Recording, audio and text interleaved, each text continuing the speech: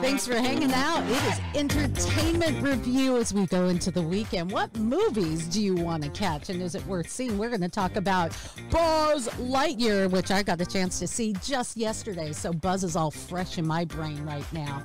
That sounds like a disease. I wonder if they have a vaccine for that. We are going to be talking entertainment news, and we're going to have a message of hope in it all, which isn't always the case in entertainment. And we're doing, it's just the way it is. We're going to be doing it with the one and only Paul Asay from Plugged In Movies and More, actually. Paul, thanks for hanging out with me. Happy to be here. There's a lot going on in the world of entertainment, Paul, and so you and I are going to take on some news. So, as we do, entertainment news. Thank you. Big things happening, and there's some disturbing things happening in entertainment. It's this dystopian kind of weirdness. It's called Squid Game, and it's a fictional South Korean series in which contestants compete in schoolyard games, which sounds, okay. But they're schoolyard games that will kill them if they lose, all for a few billion. It's bleak, it's dystopian, it's political. Netflix is taking this on.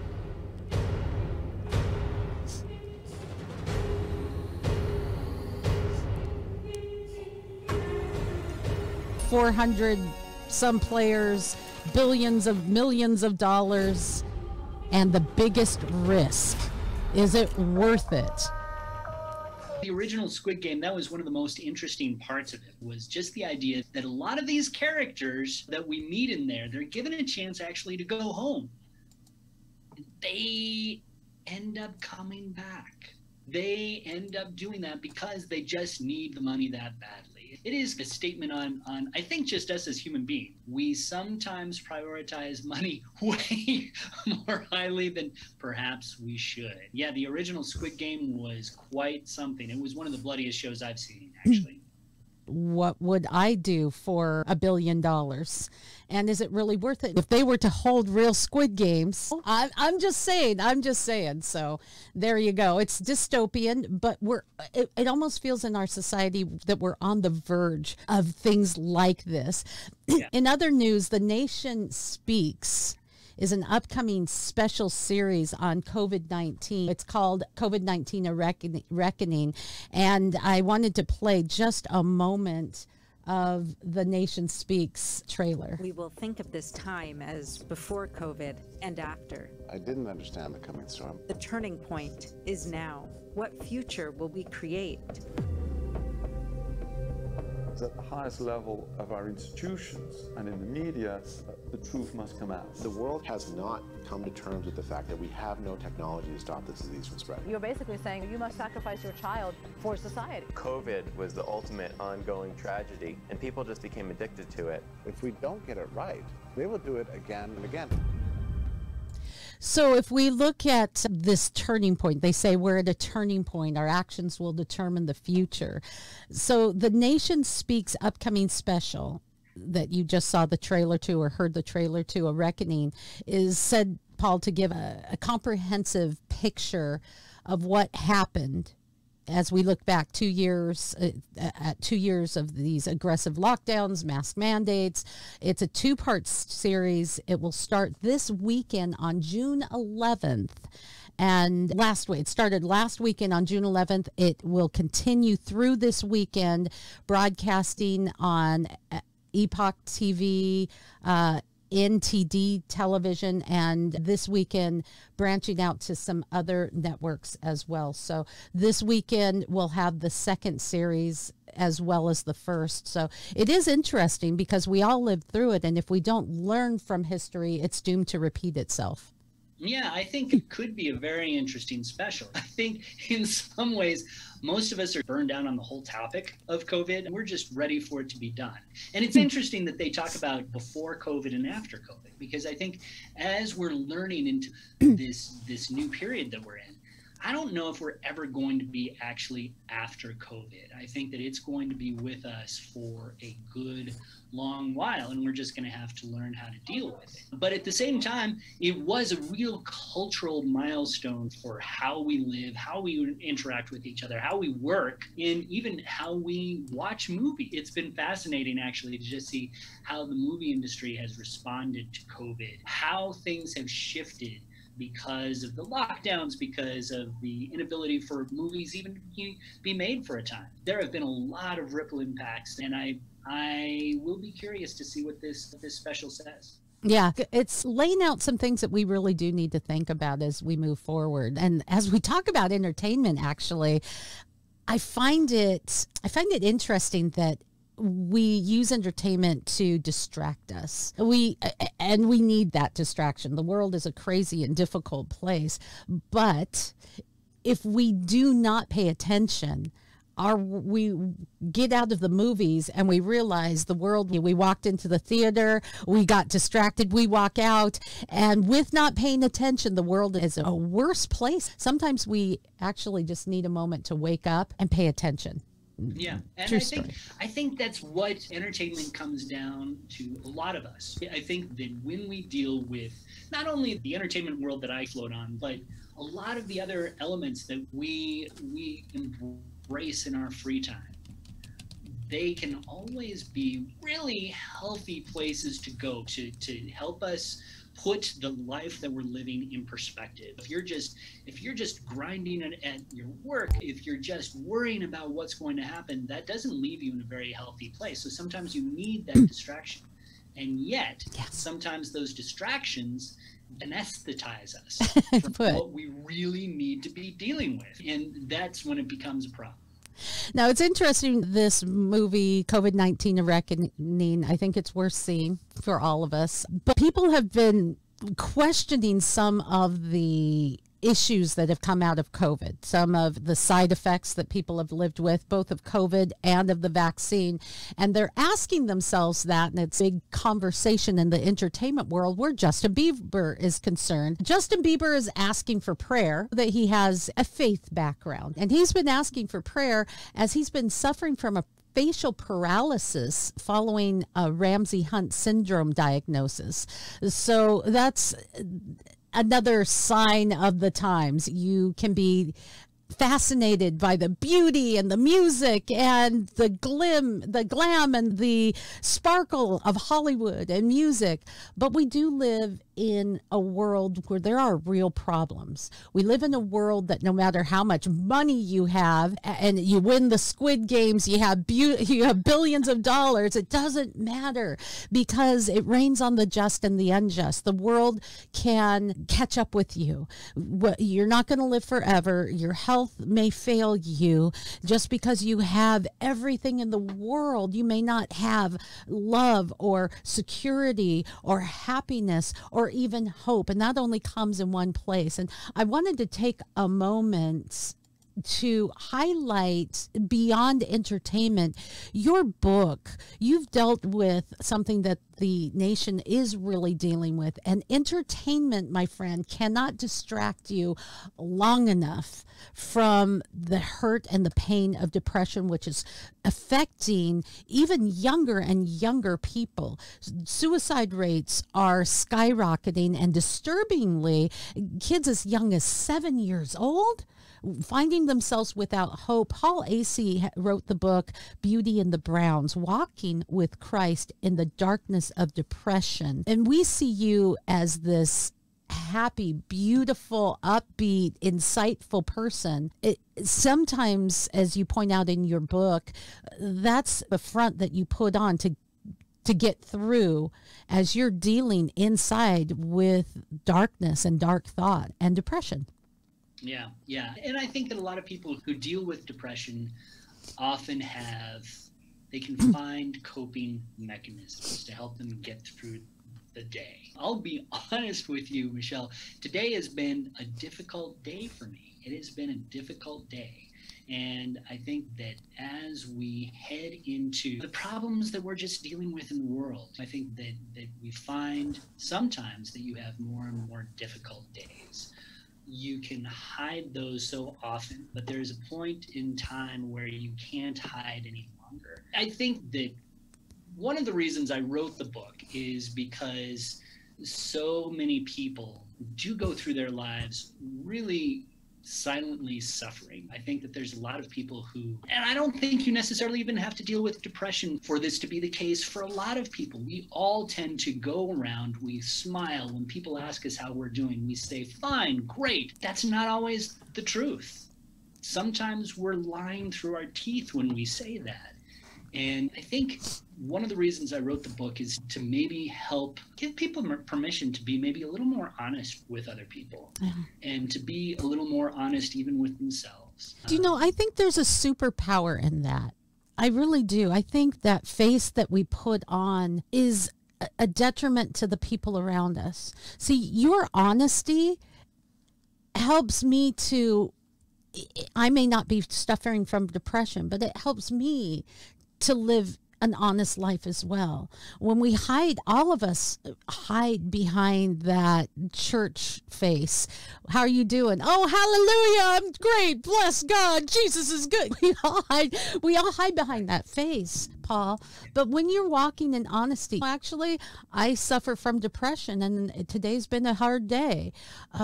That's honest. And you give other people that strength to be honest as well, to live honestly and not to live behind the shadows or that facade. This book is an extraordinary book, and I'm going to try to say this without sounding like an awful person, but you read this book and I laughed out loud many times.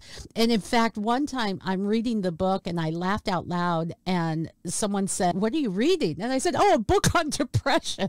I look like a schmuck. "Oh yeah, this friend of mine wrote this book on depression." And they're like, "What?" But I say that because really there's so much humor interwoven in this book. It is such a light and beautiful and uplifting book on depression. It's just a beautiful book, and I highly recommend it for folks because entertainment alone isn't going to distract you from the reality of the world. But Beauty and the Browns, reading this book, dealing with finding a path through it, can not only help you to overcome depression, but as I said, use it as a superpower to help the rest of the world. Yeah, thank you so much for those kind words. And I think I do want to add something. When the book is written, I guess for people like me, people who have maybe struggled with depression mightily in their day, but they can still manage on a day-to-day level. They have come through a very difficult spot in their life, but they're doing okay now, and they're trying to think about how to get through it. Sometimes when you're in the teeth of depression, and I know that you probably have some listeners out there who are there, who are really suffering severe, horrible depression where it's impossible to smile, where it's impossible to even reach out. One of the things about depression is it makes you curl up into a ball. It's almost like one of those little roly-poly pill bugs or something like that, where you shrink deeper and deeper inside yourself, and it makes it so much harder to reach out and to get the help that you need. I would just encourage people to, if they're in that spot, to reach out to friends, reach out to family, reach out to professional help. You're very kind with your words about my book, but for some people, hopefully it'll be a service, but there is much more that can be done. Yeah. And the thing that I'd love to just remind people is that when you're talking about depression, it is really horrible, but it is treatable. If you go through some process, through medication, through counseling, through help, through all the things that you can do to bring yourself out of it, it can be very treatable. And it definitely needs to be treated, because if it's left untreated, it can literally kill.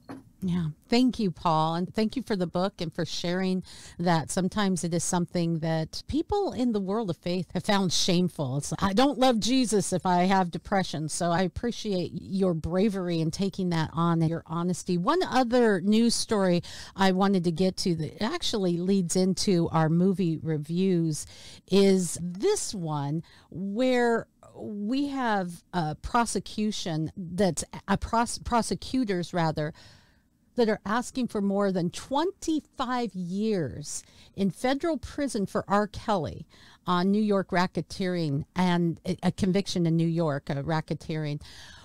He's one of the biggest stars in Chicago that Chicago has ever had, and he was convicted by a federal jury in Brooklyn in September on racketeering, conspiracy, and 8 other counts, alleging that this singer used his organization to lure and trap girls, boys, and young women for his sexually predatory desires. It's a horrible story, but it's not unlike many stories that we've tackled on this program in entertainment. In entertainment news, behind, again, the glitz and glamour, there can be a dark world.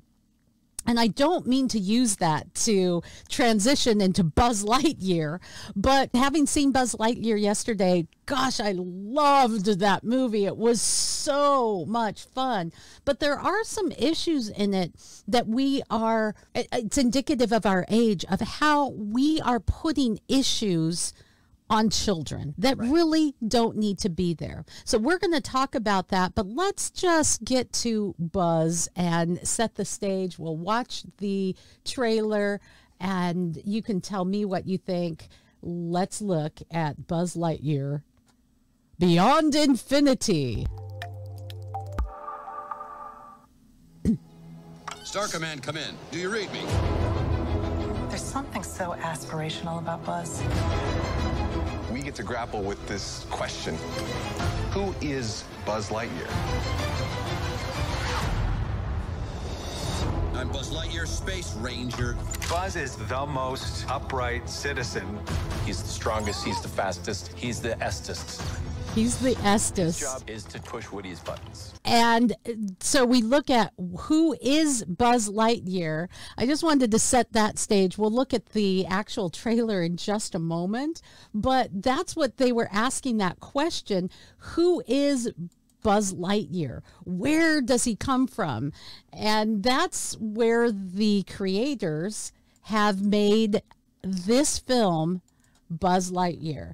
And I had a blast in it. What did you think? Actually, your cohort and mine, Adamholtz, reviewed it for us. So he really enjoyed it. But as I'm sure we'll talk about, there was one big issue that families just need to be aware of. It's rated PG, but there were some really fantastic messages in the middle of it as well. You have, and one of the messages that really resonates with me is the idea, and actually this sort of gets back to what we were just talking about in terms of depression. Buzz has to learn that he can't do things all on his own. He needs help. He needs to rely on other people around him to pull himself out of a pickle that is really of his own making. He goes to this planet where there's a whole bunch of really angry plants. Let's just say angry plants. He gets stuck there. He needs to find a way to get himself out because he really was the cause of why they're stuck there in the first place. And so it becomes a journey of self-discovery. One of the things I love about that is that it moves away from the John Wayne type of hero that we love in America, which is it, and that's really valuable too. The brave guy, rugged individualist. Exactly.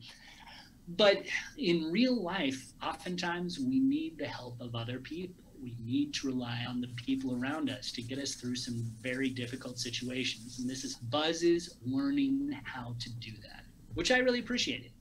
Yeah, it was a lot of fun. There's references and laugh out loud moments. It is just funny. It's engaging.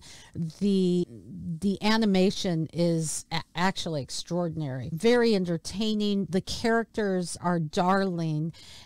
And there are some throwbacks to some of the iconic phrases and mannerisms of Buzz Lightyear. There is one issue, though, that a girl that I was with last night leaned over to me and said, parents are going to have a hard time trying to figure out that one. So there is a character, wonderful character in it, who marries a woman. She's a woman that marries another woman. And they make that an important part of the, not an important part of the film, but it's a highlighted part of the movie. Part of the story, for sure. And then they show her years later, and she's pregnant. That's where she said, that's going to be a real interesting one, explaining that biology. And I say that because we have messed with biology. We have Supreme Court justices that say, I'm not a biologist. I can't define what a woman is. We have people who, you ask that question, it's whatever you feel a woman is. Well, then how can you identify as a woman if you don't even have the ability to define what a woman is? We have women who are displaced in sports because someone feels that they're more of a woman than the women who are women, and it's a confusing time. Now, that confusing time, I'm fine with us debating it out. I'm fine with us talking about it. I'm fine with us asking questions. My question is, why do we have to put that on children? And why does it have to be a highlighted part of a film that really is for children? Yeah. And it's a fascinating question. And I think that's what the issue is for a lot of parents. I think that there's a lot of Christian parents out there who were not ready to address this issue. I'm sorry. Can I just intervene there and just say, I'm sorry, parents, you better get ready, because that's the world that we live in. So you might want to get a little studied up. You might want to get your worldview set in stone, because people who have different leanings or sexual preferences, they have rights, and they should have rights in this country. What they do in their bedroom is between them and their partner and them and God. I'm not expecting somebody, because of my Christian faith, Paul, to live on this side of the cross, to have to live like I do. Many of the people in church are divorced. That's abhorrent to God. To say you're this and you're that, God doesn't love you, that's not the case. What the case is, though, is putting that mindset and saying you have to accept it. You have to feel like I do. And we have to drag your kids to pride. That's the problem, that we aren't respecting each other's rights. We're saying that my rights are more important than your rights, and we see it in this bleed over into children's programming and into programming children. It's a really tricky issue. And I think back to my own childhood. I grew up watching all those PBS shows, Sesame Street, and I remember very distinctly watching one segment on Sesame Street that really talked about the idea of littering, just throwing stuff out. You had this little girl following this trash that was filling up this river. That made a huge impact on me as a 4-year-old, as a 5-year-old. And to this day, I really just can't stand the look of just trash in the streets. And I think it's partially because Sesame Street did a good job of educating me at that age to really dislike litter. You see that, and that's why these issues are coming more and more into kids' movies, I think, is because there's an effort to quote unquote educate us to move these issues into the realm of normalcy. Now, as you say, there can be a huge debate as to whether those should be normalized or not. But I think the Christian parents who are trying to raise their kids a certain way, those messages need to be grappled with. And you have to, as moms and dads, figure out how you're going to deal with those issues with your own kids. How are you going to talk through issues like that in Lightyear if you decide to go? How are you going to address the issues that we're going to see in more and more of these movies and television shows? It's a huge issue, and I think that my own perspective is that when it comes to big moral, ethical issues, it should always be in the realm of family. Moms and dads should be able to tell their sons and daughters what they are wanting, the kind of kids that they're raising them to be. So when you have that sort of removed out of the home and onto the movie screen, I think that there are issues with that. Yeah, I have a big issue with that because what they're saying is that it's not okay to think like you think, to have those traditional values, because there's room in traditional values for saying, look, I disagree with you, but I love you. We don't think the same or feel the same, but you can be my friend. We can hang out together and share space together. We have come to a place where if you don't think a certain way, you have to be shouted down, you have to be canceled, you decommissioned. And that's where the danger is, that there is no longer room for debate. Now, having said that it is a big issue. Yet, go ahead. No, I am pretty convinced that this issue, it may be the biggest one that the church is facing today, because you're dealing with issues of truth and grace. We know what the Bible says. There you go. We know what we have been taught as Christians, but we also know that we need to reach out in grace and mercy and love and care for people genuinely. To meld those things is a very difficult path to walk. But I think as Christians, we have to learn to walk it because it's so critical, it's so important. So do you think for some families that is a buzzkill for Buzz Lightyear? I think it is. I do think that a lot of families will not be going to Infinity or to Buzz. A lot of families are just boycotting Disney altogether, and that's for good reason. We just want to go to the Magic Kingdom, and we don't need a woke kingdom, some families are feeling. But I will say, aside from that issue, Buzz Lightyear is an absolute win. It's a lot like the charm that we all experienced in Toy Story. I wonder if Hollywood does start to learn that we have Top Gun, which isn't woke and it isn't going broke either. It's really making money. We have Jurassic World Domination, which has some silliness, as we talked about at the end. The lion will lay down by the lamb. Yeah, that's not going to happen. But we're not being preached to in this movie, and people like it. Buzz Light, keeping it light. People like that part. We just don't want to pay to go to movies or go to soccer games or basketball games and then have to be preached a woke sermon of this new world order when we do. Sometimes, as we talked about, we just want entertainment to be entertainment and a little bit distracting. Let's go ahead and look at the actual trailer of Buzz Lightyear. A year of work for a 4-minute flight. Isn't that something? We're all ready if you are, sir. Let's go find out if this... We got a breach in the perimeter. Thank you. Buzz Lightyear mission log. After a full year of being marooned on this planet, our first test flight is a go. Let's get everyone home. Good luck, Captain. We're all counting on you! Roger that.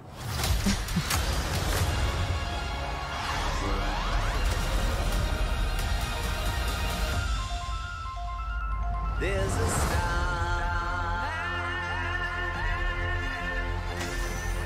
waiting in the sky. Hello, Buzz. I am Socks, your personal companion robot. My favorite part was Socks. I love Socks. Just a massive robot. And there you go. That was utterly terrifying, and I regret having joined you. Let's hope people don't regret having joined Buzz. You get the origin. You find out who Zurg is. Whoa, that was a big surprise. And other than Disney committed to their religion of wokeness having to make its way in, I loved Buzz Lightyear. Paul, in our final seconds together, is there anything else that's out there that's worth a see? So if you are not wanting to see Buzz Lightyear and go take the family to Lightyear, you might want to check out Netflix, Chicken Hair and the Hamster of Darkness. This was a little bit of a surprise for us. We just happened to watch it. It was released last week, actually. What's it called? About this, it's Chicken Hair and the Hamster of Darkness. The guy is very aptly named because the star is part chicken, part rabbit. Now, the chicken part is on the bottom. He feels like that chicken part is holding him back from what he really wants to do, which is to become an adventurer like his father. So he hides that part of him and it doesn't turn out well. We'll just say it just doesn't. So he has to go on and it's this voyage of discovery where he learns how to deal with that chicken part of him and become a real hero, a real adventurer like he's always wanted to be. But it's a struggle. It is a struggle to do. We were really surprised by this movie. It was fun. It was funny. It had some really nice messages that I thought that were really cool. But it does have some bathroom humor and a little bit of violence that you're going to have to be aware of. But it was a little bit of a surprise for us. We really enjoyed it. Chicken Hair and his hamster buddy. Okay, I get it. I think I get it. I don't know. You saw a moment of the trailer. It looks cute, and I had not heard of it. Who puts this out? You know what? It's on Netflix. So watch for it on Netflix. It's actually been #1 in the kids section for a good long while. Okay. And just, Michelle, just to let you know, there's actually a couple of good movies for adults. PG-13 movies for adults. Phantom of the Opera, if they see that around, it has some pretty nice messages. You have to deal with language, of course, but it's a sweet movie all the same. Okay. And then if you have Paramount Plus, Jerry and Marge Go Large, starring Bryan Cranston and Annette Bening. It's about these two older people who find a flaw in a lottery, a state lottery, and they use the money that they win because of that flaw to better their community and come closer together. Now that sounds like fun. Movies have some issues, but for adults, they might be like nice date night. All right. Going forward, tonight I'm going to be seeing Elvis, and so we'll be talking about that next week. There's a movie, Brian and Charlie, which is about a lonely guy that creates a robot with a washing machine body, and other things that we can be looking at in the future. Always news, but always the God story. I'd like to encourage you to like this, share this, and please subscribe, because in doing so, you help spread the God story. Paul, thanks for hanging out. This has been a lot of fun. We don't always get to hang out, but when we do, I relish it. God bless you, my friend. Me too, Michelle. Thanks so much. And thank you for watching, listening, and being part of My Michelle Live.